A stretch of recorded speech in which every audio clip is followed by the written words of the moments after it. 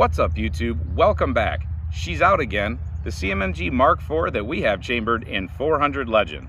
The other day, we shot two of these cartridges. We shot a hard cast lead and we shot a handgun bullet, a 200 grain Hornady XTP. We put those through gel. We put a couple rounds on the steel back there, and we just had a little bit of fun with this. Winchester just released this. We did say 400 Legend. This is not the 350 Legend.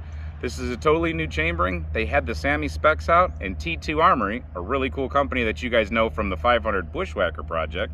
We have plenty of videos on that to check out if you want to. That car right there in the background is headed to go check out those videos. But anyway, so they just were playing around basically in their shop. They have components laying around for everything. They're a machine shop, they make guns. So they had an upper receiver and they chambered it just to have fun in 400 Legend. They're not going to be selling this. They're not selling the ammo. Sorry about that, but we're just trying to see what the 400 Legend is all about, since there's no information on it, and Winchester doesn't seem to be like they're going to release it anytime like real soon, real quick.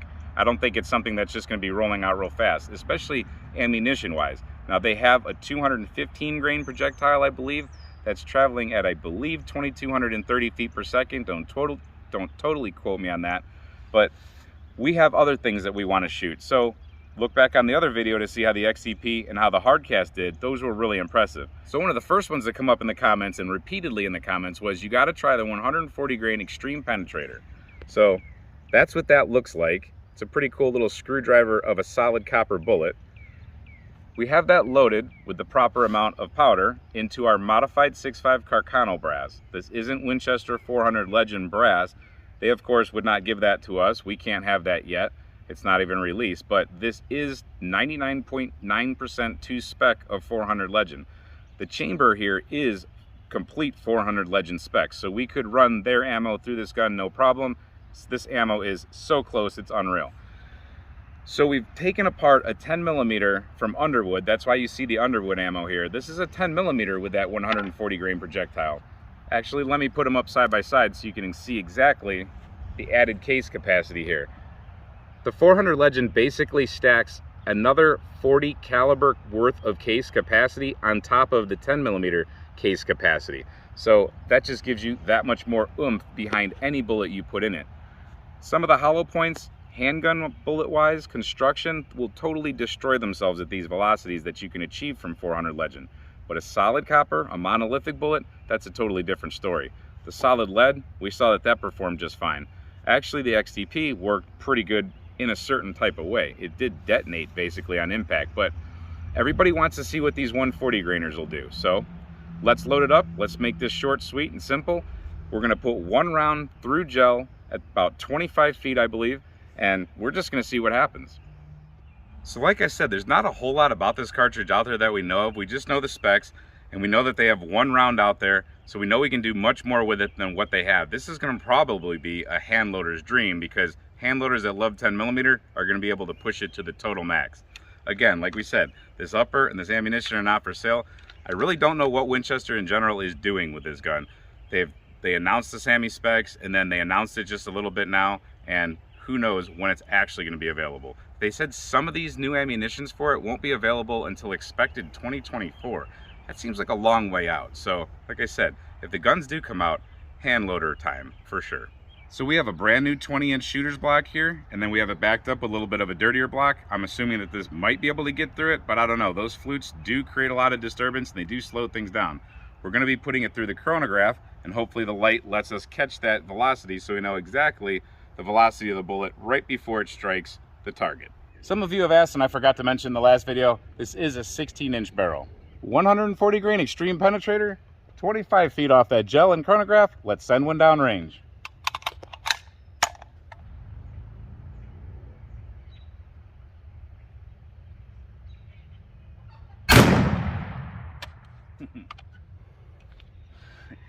It turned the block, and I can see right now that's a really cool wound path. I think it says 2485, but let's go see.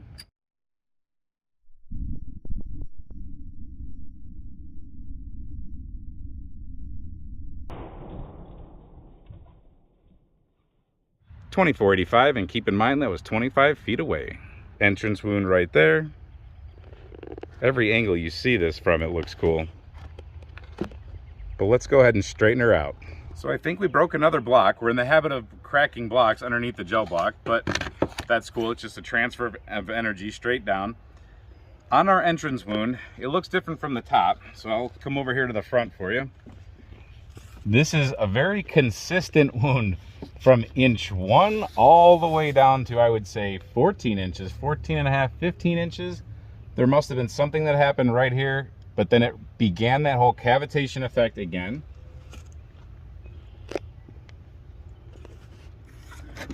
By the time you get right here, it does another possible tumble. I'm not sure what these do. It is face forward right now, but this round landed at 33 inches is where it settled, but it did poke to about 34 and a half. It just has some bounce back. If you come from the top down, it looks a little different. So from the top down, it doesn't look as dramatic here in like the first, I'd say up until you get to 9 inches or 8 inches. And then it opens up and does some pretty crazy cavitation, gets back down to a moderate wound path. So from the two different angles, you see two totally different wound channels. You saw it pick up and move the block. That's a direct result of energy dump, energy transfer, foot-pounds. That's, people say foot-pounds don't matter, foot-pounds matter. But with this round, you get foot-pounds, you get permanent wound track or cavity, you get temporary wound cavity, and you get penetration. I think this is going to be a very good round for the 400 Legend. I hope someone like Underwood or somebody does pick this up. Lehigh Defense makes the projectiles. I don't know what Winchester plans to release, but if you're watching Winchester, this is a good option. So I'm not going to pull this one out of here yet. We have more testing to do, and I don't want to ruin the gel block, but it didn't expand or anything. Like I said, it's face forward. These bullets, they don't deform, which is really cool. They're not bone and this and that. It barely is going to make any teeny tiny little dents in these things. They just crush through things. So another 400 Legend test in the books. Stay tuned, because we're going to be loading up all kinds of different projectiles and pushing them at smoking velocities like this, getting crazy foot-pounds of energy, and just seeing what happens to these 10mm projectiles at that speed. It's pretty cool stuff. So this is obviously not a paid promotion or an advertisement for any company, including CMMG or Winchester or T2 Armory, but we do want to thank T2 Armory for building this and letting me use this, and for producing this brass. Without that, we couldn't bring you this awesome testing. So until we see you next time with further testing, stay safe, have fun, and keep shooting.